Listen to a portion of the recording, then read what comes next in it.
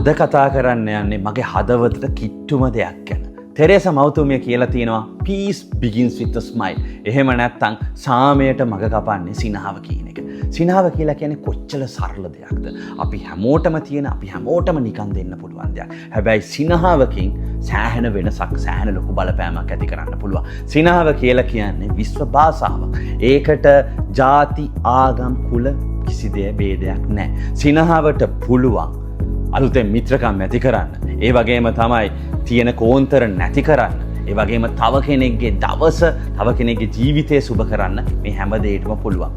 සිනහ වෙද්දි ඔයා positive feeling එකක් එනවා වගේම ඔයාගේ වටේ ඉන්න අයටත් පොසිටිව් ෆීලිං එකක් ඇති කරන්න පුළුවන්. ඉතින් අපිට හොඳක් වෙලා අනිත් අයටත් හොඳක් කරන්න පුළුවන්කම තියෙද්දි අපි ඇයි ඒ දේ නොකර ඉන්නේ? සිනහව ඒ තරම් බලවත්.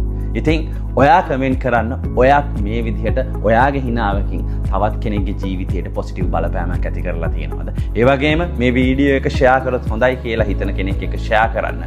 I'll remind you the quote again. Peace begins with a smile. Cheers.